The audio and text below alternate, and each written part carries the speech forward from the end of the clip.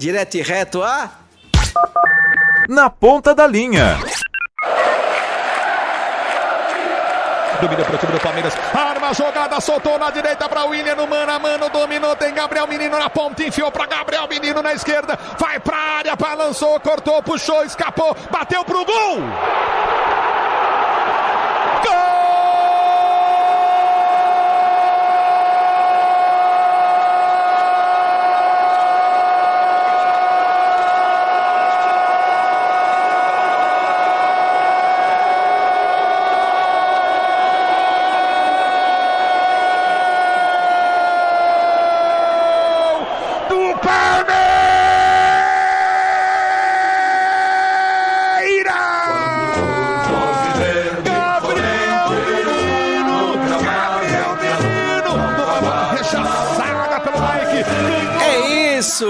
Saudação, seja muito bem-vindo, meu caro presidente Maurício Gagliotti, boa tarde. Boa tarde, Eli, é um prazer falar com vocês, com os ouvintes da Rádio Bandeirantes. Tudo bem? É um prazer grande estar com vocês. Meu caro presidente, eu acho que nem nos seus melhores sonhos o presidente talvez pudesse imaginar um ano de tríplice coroa, mesmo um ano complicado como esse de pandemia, um Palmeiras campeão da Libertadores, um Palmeiras campeão paulista, um Palmeiras que acaba não indo bem no Mundial, mas muito rapidamente reverte sendo campeão da Copa do Brasil, não, presidente? Sem dúvida, ele é um ano de muitas dificuldades para todos nós e o Palmeiras nos oferecendo muitas alegrias. Então, é uma satisfação grande poder proporcionar ao torcedor palmeirense um momento como esse, um momento que fica para a história, né, do nosso clube, e a gente trabalha muito para isso. Então, hoje, como presidente, eu me sinto plenamente realizado.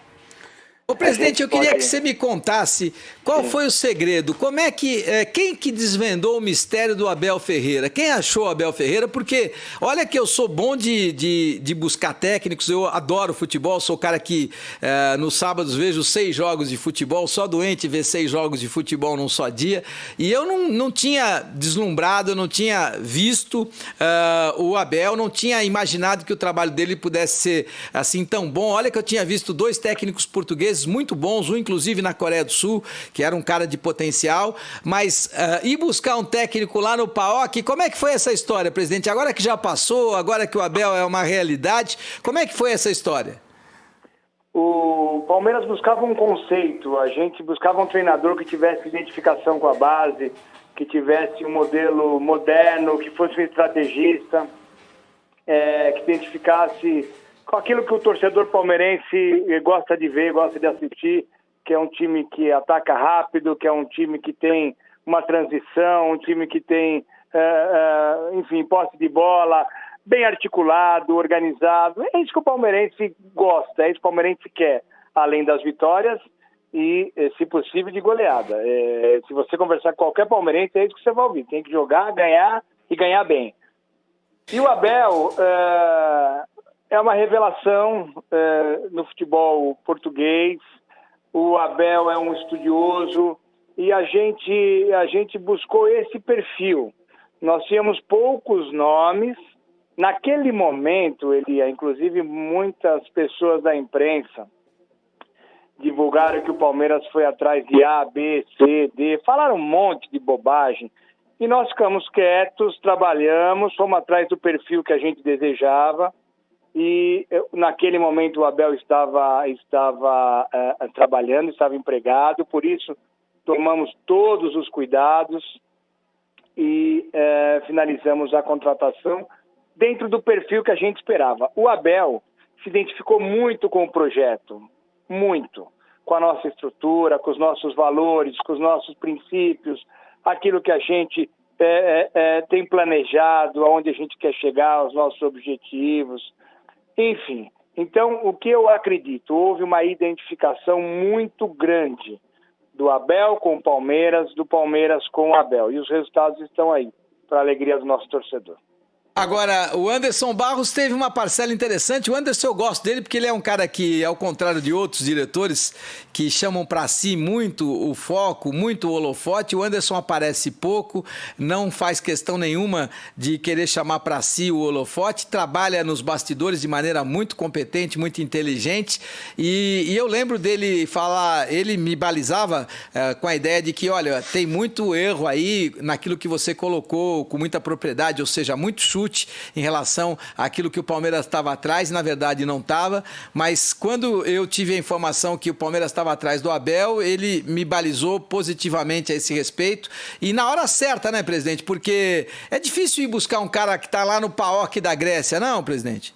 É difícil administrar futebol, Elia. Quando você fala e não está envolvido, é muito simples, né? Porque ninguém erra. De fora ninguém erra. Quer dizer, quando você tem que tomar a decisão, quando você tem que fazer a escolha, buscar um nome para o projeto, não é tão simples. Então, é fato, o Anderson participou também, trabalhou muito. Muitas pessoas do Palmeiras foram envolvidas aqui do departamento de futebol, da análise de desempenho, liderado pelo Anderson, e nós chegamos no nome do Abel.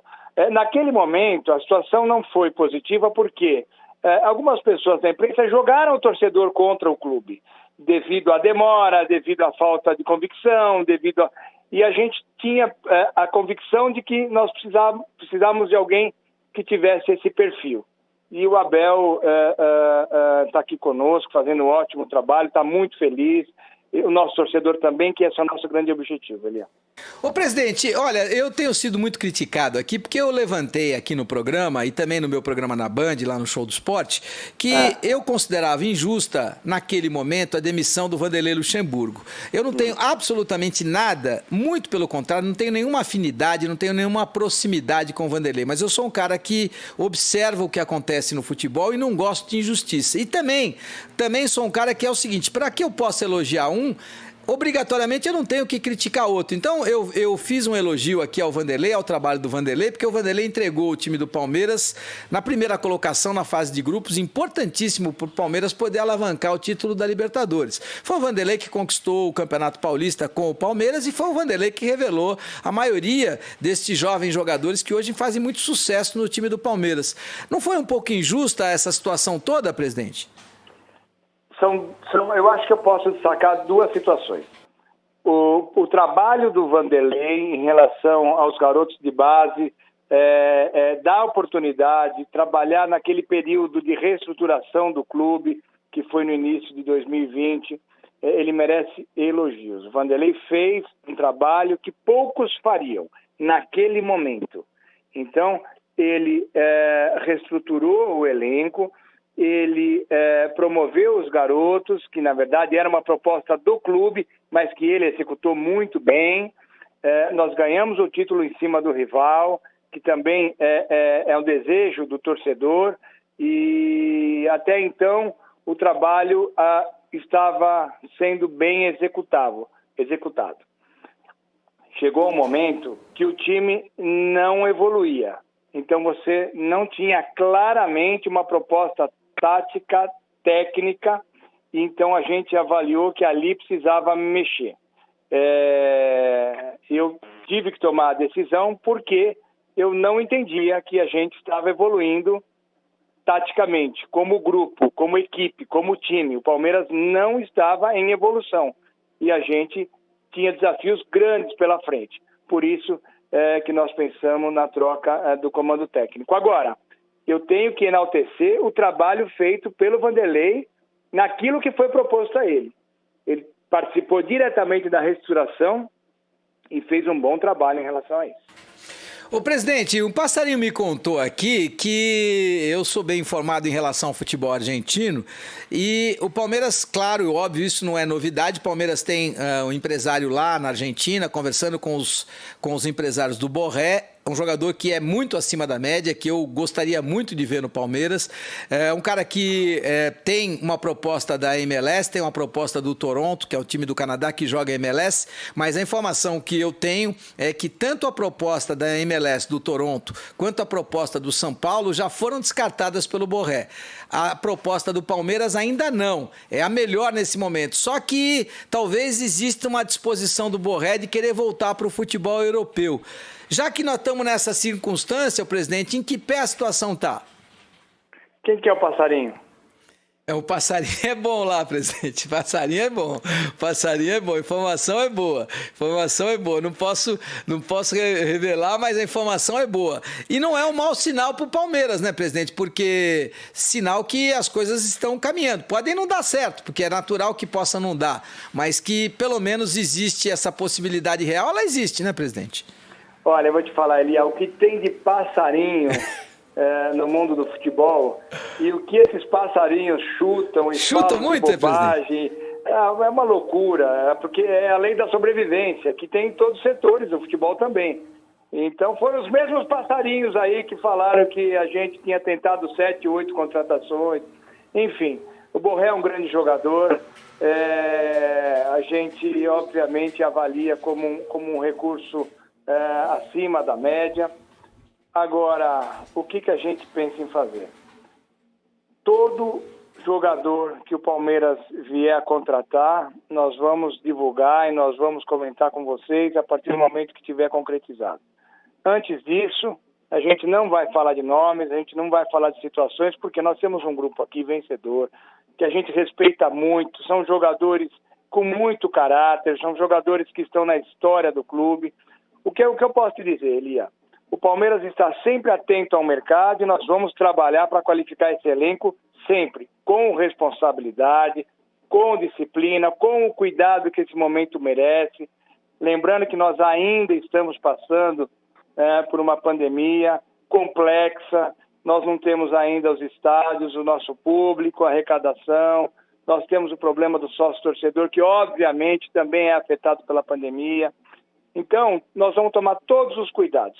Se a gente puder reforçar a equipe, faremos, mas sempre com muita prudência. Em nomes, a partir do momento que a gente tiver realizado a transação com o jogador, seja ele qual for, a gente vai divulgar. Não, concordo plenamente, essa é a sua função, essa é a sua missão, mas é bom saber que a proposta do São Paulo foi descartada, a proposta da MLS foi descartada e que a proposta do Palmeiras está de pé. É importante que isso esteja realmente na pauta, não significa que ela vai ser aceita, mas significa que ela é boa e que ela está ali na bica de poder ser concretizada. Eu fico na torcida porque considero realmente o Borré um jogador muito acima da média. Ô presidente, só para terminar, a gente estava falando muito bem do Abel e eu realmente falo muito bem dele e os resultados dele falam melhor do que eu, mas quando chegou o campeonato mundial, quando o Palmeiras foi disputar a final da Libertadores, eu tinha uma certa preocupação e colocava isso para os meus ouvintes e para as minhas ouvintes em relação à falta de experiência do Abel Ferreira, principalmente no confronto contra um técnico muito experiente e vencedor, no caso o Cuca. E aí o Abel conseguiu o resultado e para mim o resultado sempre vai ser senhor da razão. Depois veio o Campeonato Mundial e aí no Campeonato Mundial eu acho que o Palmeiras sentiu o peso. O senhor que estava lá, agora que já passou e agora que o Palmeiras conquistou de maneira brilhante a Copa do Brasil, com muito mérito, eu disse aqui, com muito mérito o Abel Ferreira, dando um banho tático, inclusive, no experiente Renato Gaúcho, e é muito importante que se coloque isso e é muito verdadeira essa colocação, mas lá no Mundial as coisas não andaram. O que é que agora, depois que passou, presidente, onde o Palmeiras tem que evoluir para o próximo Mundial? Nós temos que avaliar o seguinte, Eliana. O momento é atípico, o Palmeiras fez um ano de 2020 espetacular, nós jogamos absolutamente todas as partidas que o clube poderia jogar. Absolutamente todas. Nós fomos até o último jogo de todos os mata-matas. Então, assim, nós acabamos pagando um preço alto devido às circunstâncias e também devido à nossa própria competência. Nós fomos para o Mundial com mais de 70 jogos. Nós fomos para o Mundial 2 dias depois do término da Libertadores. Então, assim, é muito complexo, é muito difícil você ir para a disputa com times bons, bem preparados, bem treinados, nas circunstâncias que nós fomos. Temos que melhorar? Claro que temos que melhorar. Avaliamos o que nós precisamos? Sempre estar em evolução? Sem dúvida nenhuma. Nós temos os nossos indicadores. A gente sabe aonde a gente pode melhorar. Entretanto, nesse caso, nós temos que considerar uma viagem logo depois da conquista da Libertadores, depois de mais de 70 jogos disputados, nós não tivemos nenhum intervalo para treinamento, quer dizer, o Abel ele fez tudo que ele podia e mais um pouco. Então, para disputar o Mundial, as circunstâncias têm que ser outras, porque você vai jogar com equipes que são seleções. Você tem que ter tempo para preparo. Você tem que ter um período maior.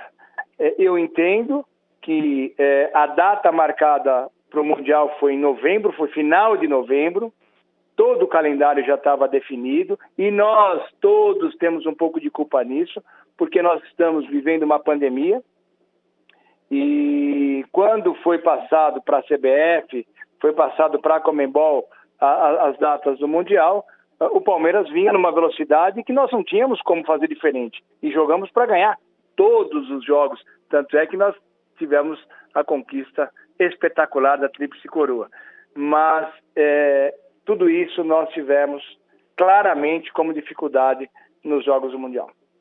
Não, eu concordo. O Palmeiras é o time que mais jogou disparado no futebol brasileiro por méritos próprios. Não pode ser penalizado por isso. São 79 jogos, Elias. 79 jogos. Meu caro presidente Maurício Gagliotti, foi um prazer tê-lo a bordo. Fico muito feliz que o presidente não me abandone. Fico muito feliz que o Palmeiras esteja na sua melhor fase. E é muito bom quando o presidente ocupa uma cadeira com a agremiação na melhor fase. É muito prazeroso. Eu sei que dá muito trabalho, mas dá muito prazer. Muito obrigado, viu, presidente? Estou sempre à disposição, Elinha. Um grande abraço a todo torcedor palmeirense. O torcedor merece esse momento que está vivendo. E você pode contar comigo, estou sempre à disposição. Forte abraço.